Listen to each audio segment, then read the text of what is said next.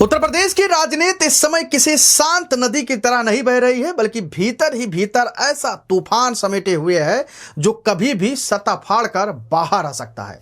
बीते 2 दिनों में जो घटनाएं घटी हैं, उन्होंने यह साफ कर दिया है कि यूपी की सत्ता सिर्फ विकास और चुनावी रणनीति की नहीं, बल्कि वर्चस्व, नियंत्रण और नेतृत्व की लड़ाई बन चुकी है। मंच से सब ठीक दिखाने की कोशिश हो रही है, लेकिन बंद कमरों में सवाल इतने तीखे हैं कि सत्ता के गलियारों में बेचैनी साफ महसूस की जा सकती है।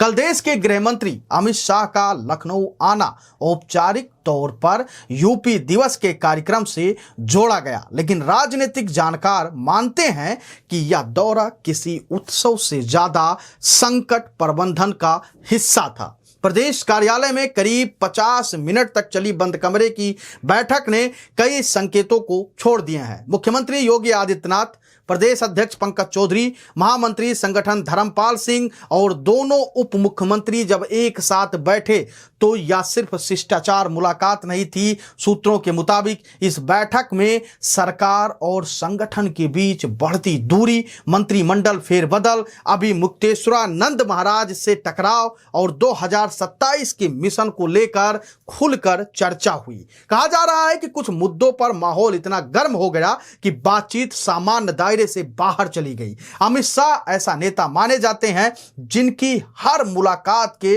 राजनीतिक अर्थ निकलते हैं। अमित शाह ऐसे ही कहीं नहीं जाते, ना ही कोई बैठक करते हैं। यूपी के भूगोल और सियासत से उनकी गहरी समझ किसी से भी छिपी नहीं है। 2014 में 80 में 80 का नारा देने वाले शाह जब मंच से योगी की तारीफ कर रहे थे, उस समय भीतर यह संदेश भी दे रहे थे कि सरकार और संगठन के बीच टकराव अब और नहीं चल सकता। अभिमुक्तेश्वरानंद वाले प्रकरण पर भी योगी को स्पष्ट सलाह दी गई है कि मामले को जल्द निपटाया जाए ताकि डैमेज कंट्रोल हो तो उसको कंट्रोल किया जा सके।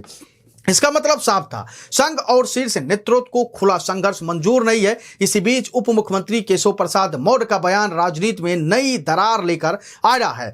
जिस समय मुख्यमंत्री योगी आदित्यनाथ अभिमुक्तेश्वरानंद के खिलाफ सख्त रुख अपनाए हुए थे, उसी समय केशव प्रसाद मौर्य सार्वजनिक रूप से उनके समर्थन में खड़े हो गए, यानी कि अभिमुक्तेश्वरानंद के वो समर्थन में खड़े हो गए। उन्होंने अभिमुक्तेश्वरानंद को भगवान तुल्य बताते हुए उनके चरणों में प्रणाम करने की बात कही। सवाल उठना लाजमी था, जब एक ही पार्टी की सरकार है तो मुख्यमंत्री और उप मुख्यमंत्री के सुर इतने अलग क्यों हैं? सियासी गलियारों में इसे आस्था नहीं बल्कि आकांक्षा का प्रदर्शन माना जा रहा है, ऐसा राजनीतिक सूत्र भी कह रहे हैं। केशव मौर्य की मुख्यमंत्री बनने की महत्वाकांक्षा किसी से छिपी हुई नहीं है, यह कोई नई बात नहीं रही है और यही वजह है कि उनके हर कदम को अब नेतृत्व की दौड़ से जोड़कर देखा जा रहा है। इधर संगठन की भूमिका भी लगातार सवालों के घेरे में है।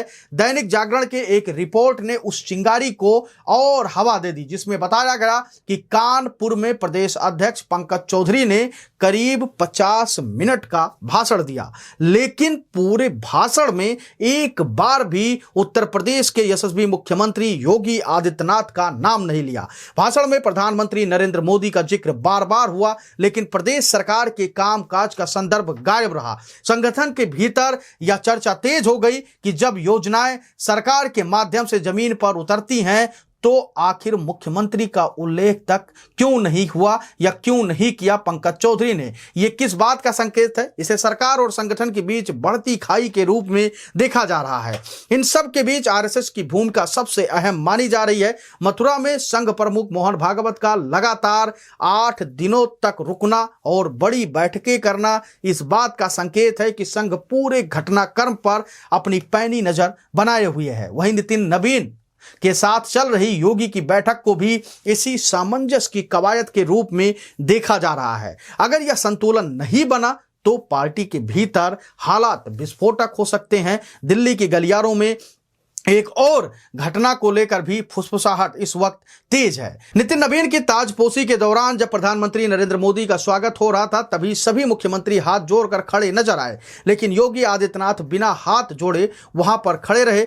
किसी ने बॉडी लैंग्वेज कहा तो किसी ने संदेश में कहा कि ये योगी आदित्यनाथ का एटीट्यूड है। कहा जा रहा है कि प्रधानमंत्री इस संकेत से संतुष्ट नहीं थे और यही वजह है कि दिल्ली की टीम इस समय केशव मौर्य और पंकज चौधरी को ज्यादा तवज्जो देती होती हुई दिखाई दे रही है। बीजेपी के इतिहास पर नजर डालें तो यह पार्टी अचानक बड़े फैसले लेने से नहीं हिचकती है। गुजरात में पूरा मंत्रिमंडल बदल देना हो या फिर शिवराज सिंह चौहान, वसुंधरा राजे जैसे दिग्गजों को साइडलाइन करना हो, सब कुछ वक्त और जरूरत के हिसाब से हुआ। यही कारण है कि उत्तर प्रदेश में चल रही यह खींचतान सिर्फ अंदरूनी मतभेद नहीं बल्कि आने वाले बड़े फैसलों की आहट मानी जा रही है। आज यूपी की राजनीति में सवाल सिर्फ इतना नहीं है कि योगी मजबूत हैं या कमजोर, बल्कि यह है कि क्या सरकार और संगठन एक सुर में रह पाएंगे। अगर यह सामंजस्य लंबे समय तक नहीं बना तो भारतीय जनता पार्टी के भीतर ऐसा राजनीतिक विस्फोट हो सकता है जिसकी गूंज सिर्फ लखनऊ तक नहीं बल्कि दिल्ली और नागपुर तक सुनाई देगी।